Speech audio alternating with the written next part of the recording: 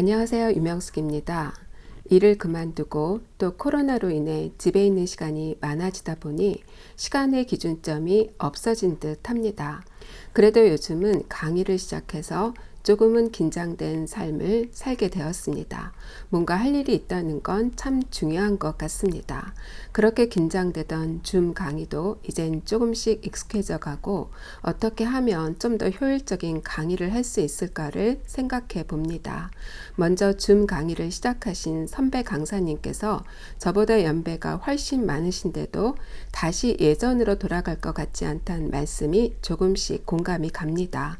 언제가 될진 모르지만 코로나도 종식되고 정상의 삶으로 회복이 되겠지만 우리들 삶의 많은 부분에서 변화가 일어날 듯 싶습니다. 뉴 노멀 시대가 펼쳐지는 것이겠죠.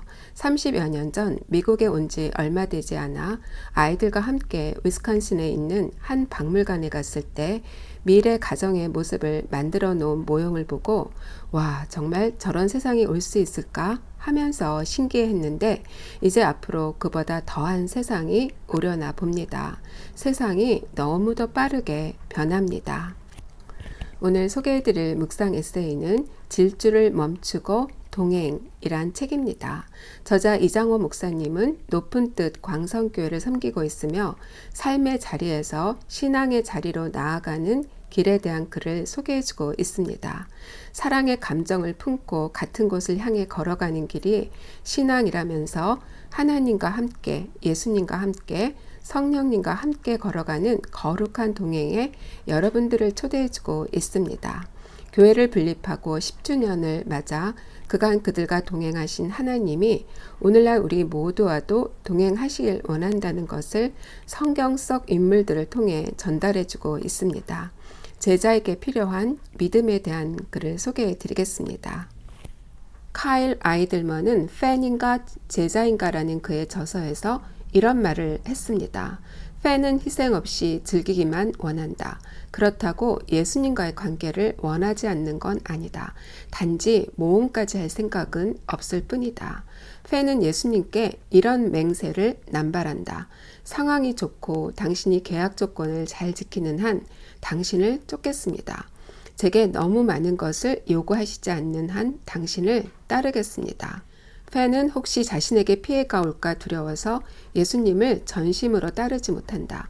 예수님과의 관계를 위해 자신의 돈과 시간, 에너지를 전부 쏟을 생각까지는 없다. 혹시 예수님의 팬에 머물러 있지는 않습니까? 하나님께 쓰임받기를 원한다면 호수를 건너가자는 예수님을 따라 배에 올라야 합니다. 광풍도 예상해야 합니다. 배가 흔들리는데 주님은 깊이 잠드신 것 같아 두려움에 휩싸일 수도 있습니다. 그러나 그 순간에도 예수님이 여정의 인도자라는 사실과 어떤 어려움에도 우리를 목적지까지 인도하시리라는 사실을 믿어야 합니다. 하나님의 위대한 역사에 쓰임받는 사람은 웬만한 광풍에는 끄떡도 하지 않는 믿음을 가진 이입니다. 우리를 그 믿음으로 이끌어 가시기 위해 예수님은 사랑하는 제자들의 인생에 우리의 인생에 어려움의 밤을 허락하십니다. 오늘 여러분들과 나눌 묵상 제목은 고난이 따르는 제자의 길, 긴급한 하나님 나라 사명입니다. 제자들과 군중들에게 산상수훈과 디테일한 황금률을 선포하시고 산에서 내려오신 예수님은 직접 환부에 손을 대시면서 나병 환자를 고치시고 말씀만으로 자신의 하인을 고쳐달라는 백부장의 귀한 믿음을 보시고 그의 하인을 고쳐주셨어요. 그리고 이제 베드로의 집에 들어가셔서 장모의 열병과 수많은 귀신 들린 자들을 고쳐주십니다. 이사야 예언의 말씀처럼 우리의 연약함을 친히 담당하시고 병을 짊어지셨어요. 말씀의 성취죠. 우리를 대신해서 고난과 징벌을 받으시고 우리에게는 치유와 회복의 은혜를 주신 겁니다. 한 서기관이 예수님이 어디를 가시든 그를 따르겠다고 하니까 여우도 그리 있고 공중의 새도 거쳐가 있으되 인자는 머리 둘 것이 없다 하시더라.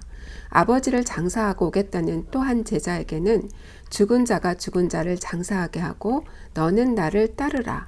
이렇게 말씀을 하셨어요.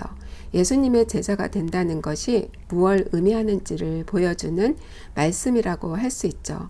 그 길은 고난의 길이며 개인적 상황이 어떠하든 지체할 수 없는 길이라는 것을 보여주셨어요. 제자의 사명은 어떠한 희생과 어려움이 따르더라도 주님이 가신 그 길을 묵묵히 가야 하는 길임을 의미하는 거죠. 누가복음 9장 23절에서 주님이 하신 말씀이나 갈라디아서 2장 20절에서 사도 바울이 했던 말씀처럼 주님을 따르기 위해서는 날마다 나를 부인하고 자기 십자가를 지어야 하며 이제는 내가 사는 것이 아니요 오직 내 안에 그리스도께서 사신 것이라. 이제 내가 육체 가운데 사는 것은 나를 사랑하사 나를 위하여 자기 자신을 버리신 하나님의 아들을 믿는 믿음 안에서 사는 것이라. 매일 이 말씀을 새기며 고백하지 않으면 도저히 갈 수 없는 제자의 길입니다. 카일 아이들먼의 팬인가 제자인가는 오래전에 로컬 방송에서 신간 소개를 했던 책입니다. 그때도 이 책을 읽으면서 나는 과연 예수님이 선포하신 말씀과 행하신 사역을 보면서 그저 열광만 하는 팬인지 진정껏 주님이 가신 그 길을 따르는 제자가 될 수 있는지 참 쉽지 않은 질문이었습니다. 이 당시 화제의 저서였던 레디컬의 저자 데이비 플랫 목사님은 이렇게 말씀을 하셨어요. 복음의 토대를 둔 순종은 복음으로 충만한 기쁨을 낳는다라고요.